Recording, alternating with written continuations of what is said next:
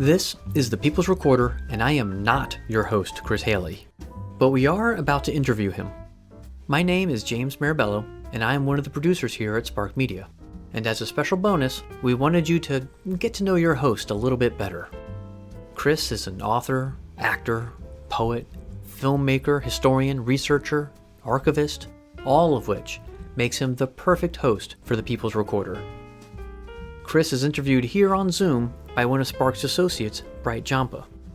Now, before you tune in, you may want to listen to the first 2 episodes of the podcast, because Chris and Bright talk about the content of those episodes.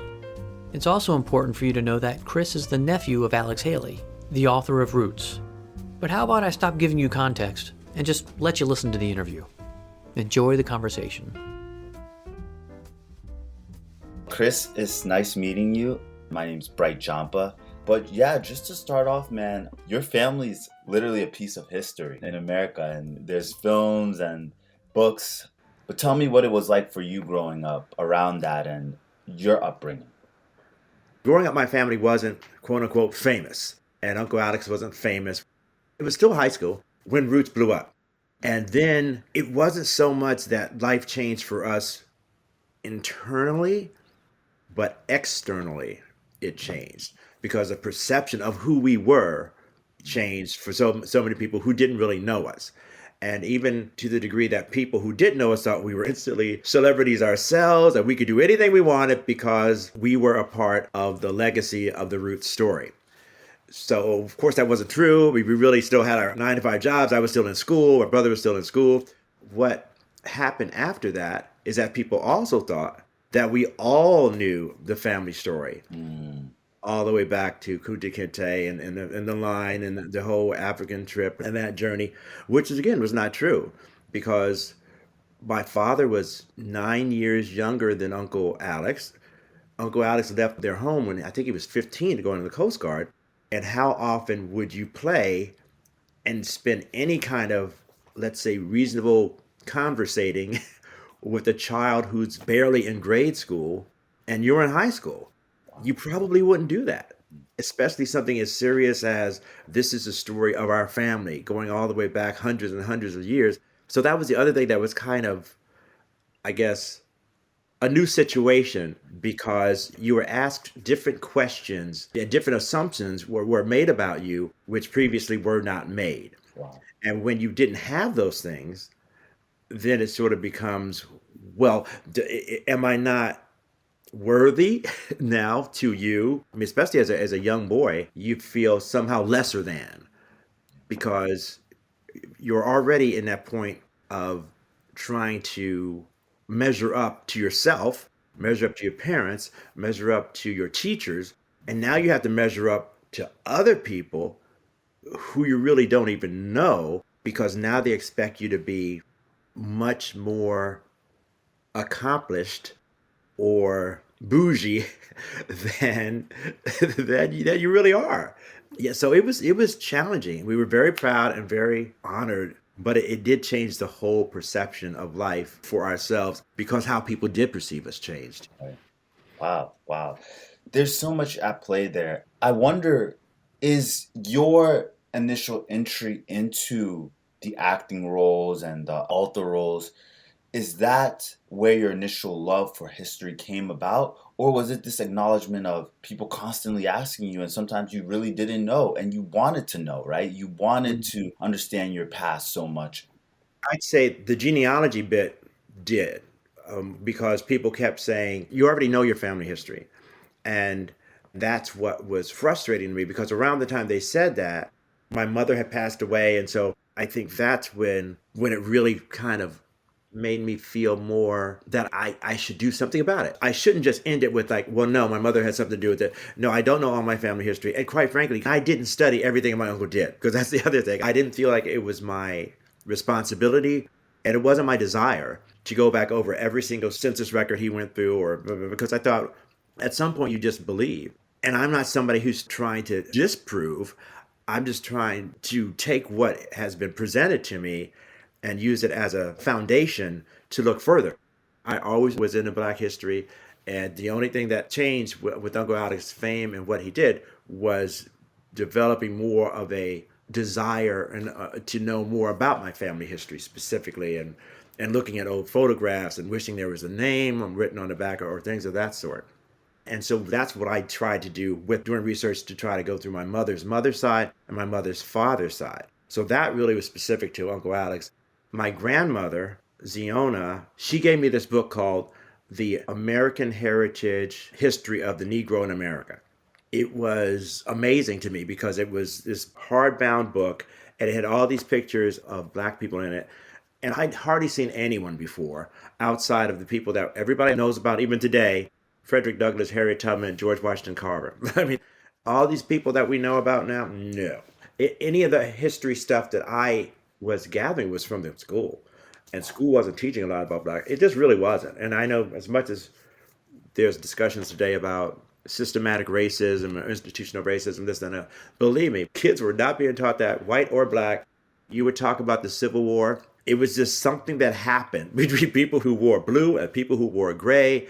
One group was largely in the South, another group was largely in the North. And I truly did not remember much at all about what the core reason of why the South was mad at the North. Slavery was barely mentioned.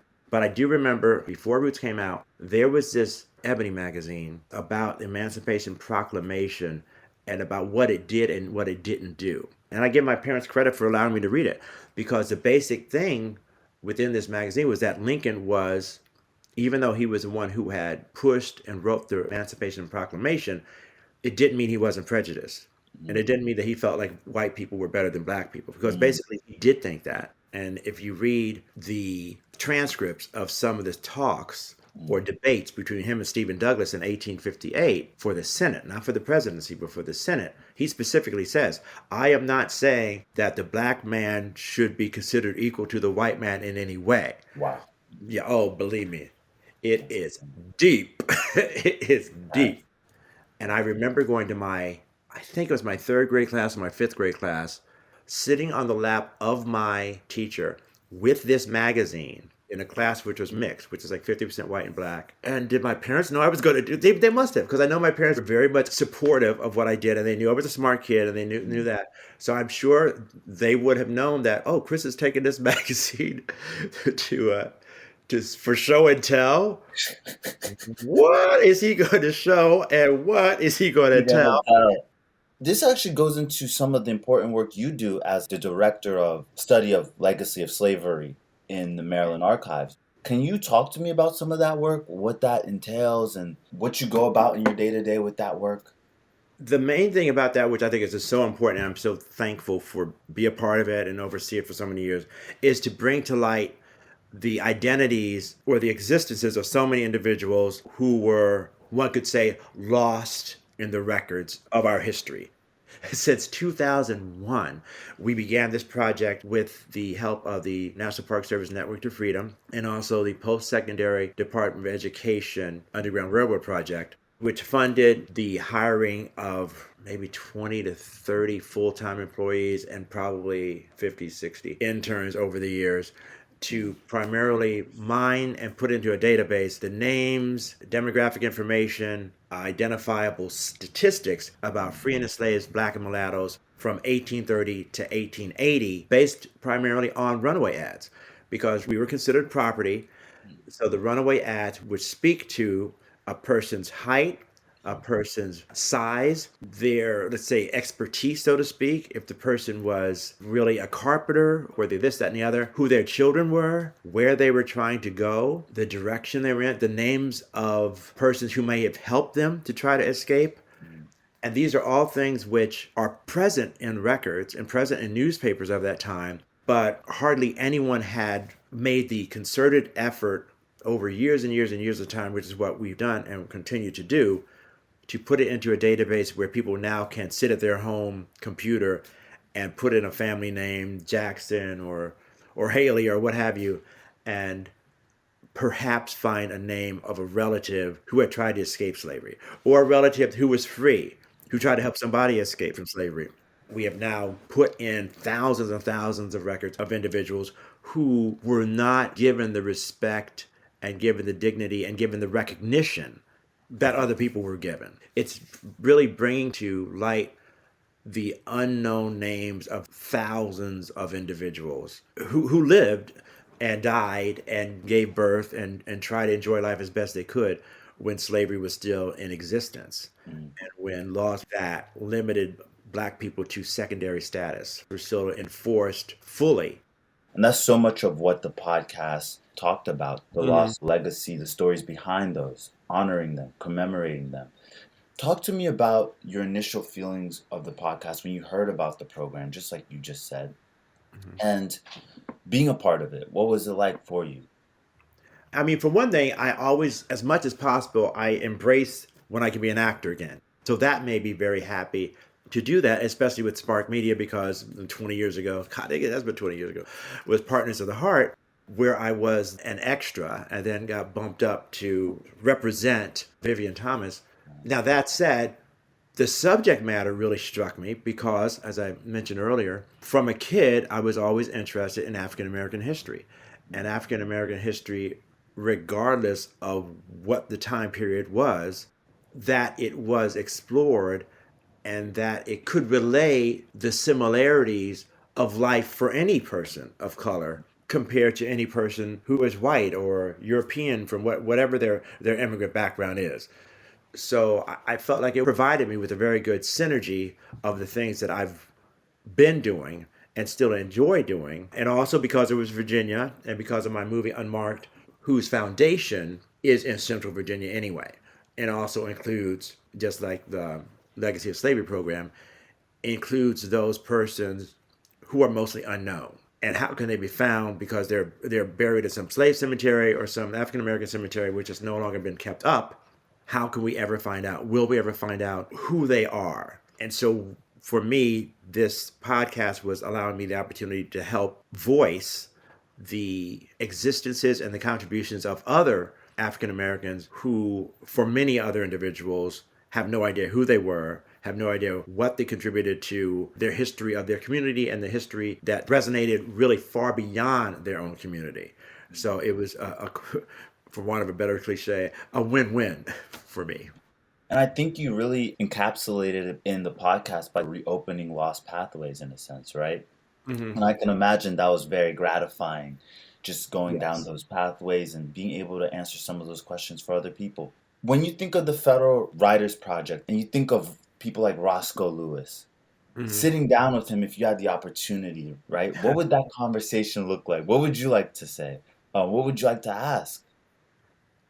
When someone's in the situation where you're being asked to ask somebody else about a situation that is pretty awful, or a history or a background that was pretty awful, pretty trying, which you yourself have not necessarily experienced, and certainly not experienced to the same degree as this person, and you're doing this because of other persons who probably have not experienced it either, and maybe don't fully even conceive of the journey and of the struggle of the people to whom you're talking.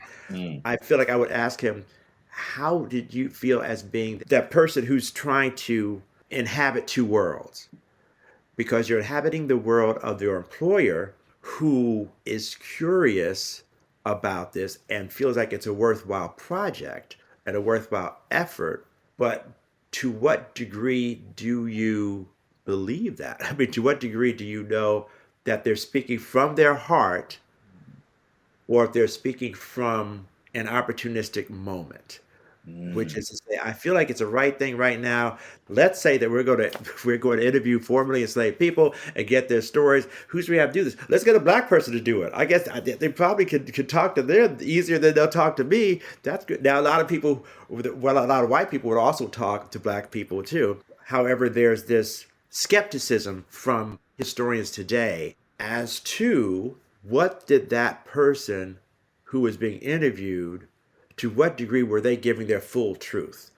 To what degree were they actually comfortable with saying the good, the bad, and the ugly of an experience that they endured during a time period when it wasn't like they could absolutely be confident that there would be no repercussions if they told the good, the bad, the ugly? I guess the equivalent would be if they had witness protection which is to say, okay, Mm, you tell exactly what happened, and then we're going to put you on a boat or a plane and put you out of the deep south so you could never be harmed. So now tell me exactly what you want to tell me. I bet it'll be different. Very Yeah, different. yeah, it would be very different. And that's what I would ask him. And how much did he believe, again, in their heart of hearts, that the people who chose him, who supported his doing this, believed in the effort too? Because I think that's a question that many of us have to this day.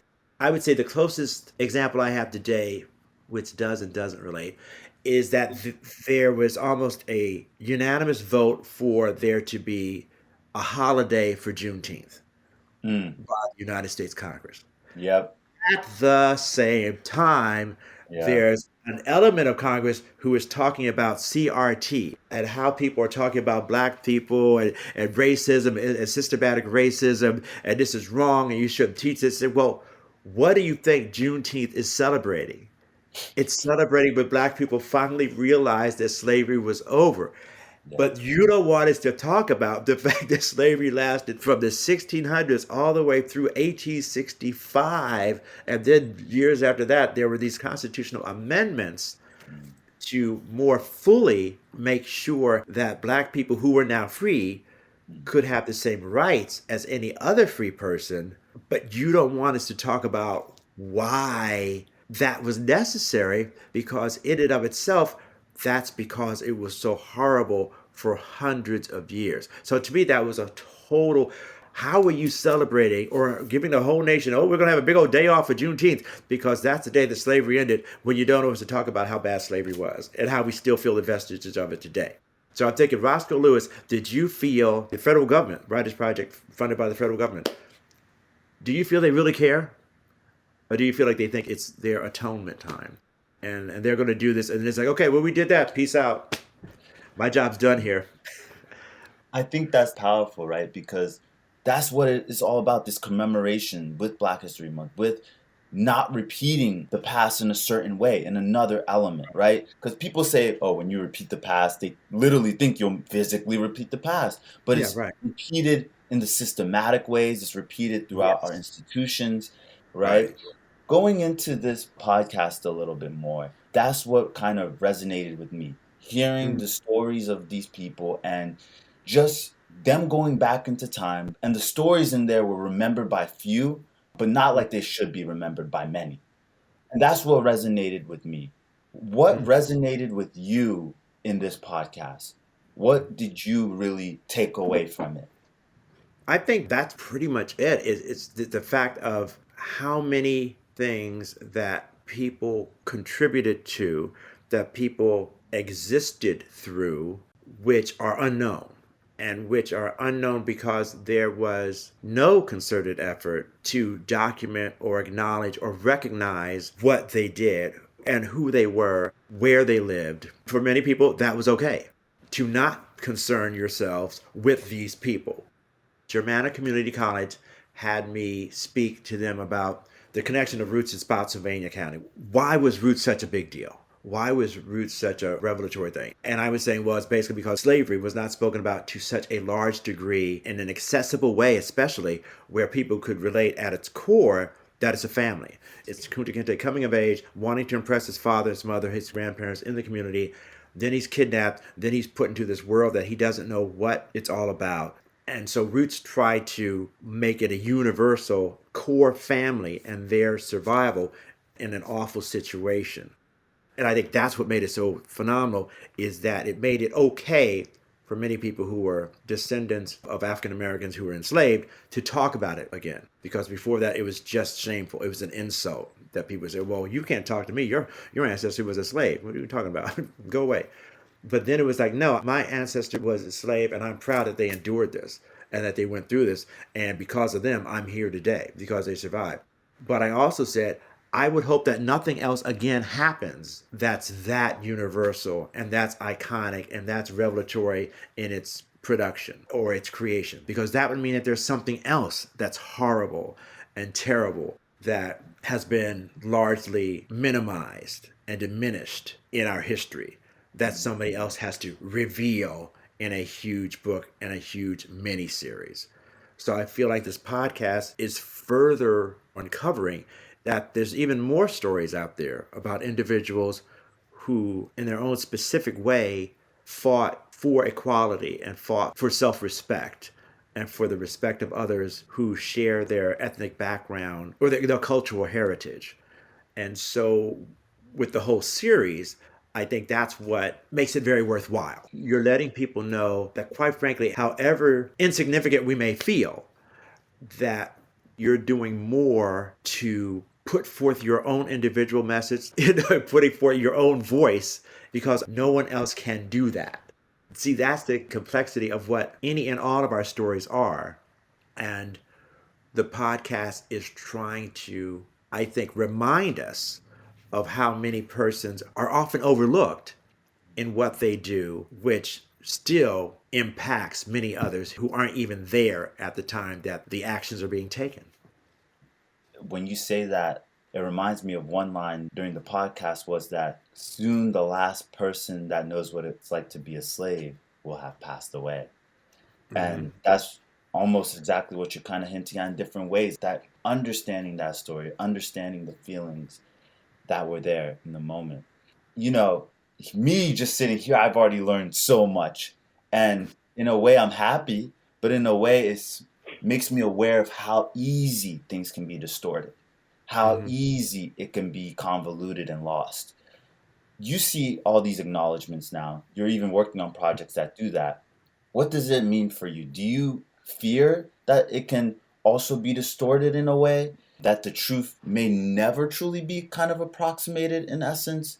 If there is an acceptance of allowing preservation to be ignored, of respect and an effort to find and locate ancestors and the final resting places of ancestors and the creations and the structures and places where people lived, then to what degree does that end up being embraced by others who are in a more powerful position where they can start to institute that practice? There's some aspects of what one was doing or what one was trying to do which tells our story. And I think that's part of what the whole thing is. I mean, and I'm not saying every single thing has to be taken down, but where do you draw that line?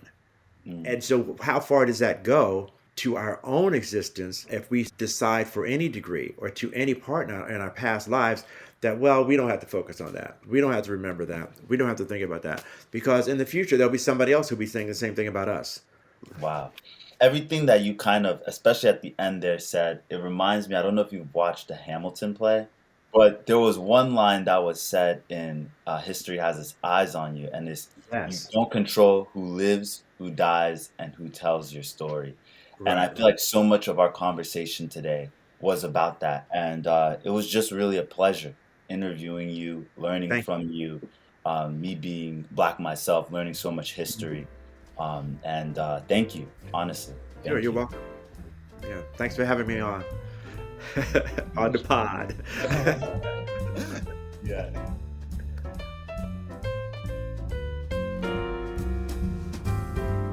I hope you enjoyed that conversation and getting to know Chris a little bit better. We'll be back in 2 weeks with the next episode of The People's Recorder, where we continue the story of the Writers Project in Virginia. This episode was produced by Spark Media, with support from the National Endowment for the Humanities, Virginia Humanities, Florida Humanities, Wisconsin Humanities, California Humanities, and Humanities Nebraska. This is James Marabello. Thanks for listening.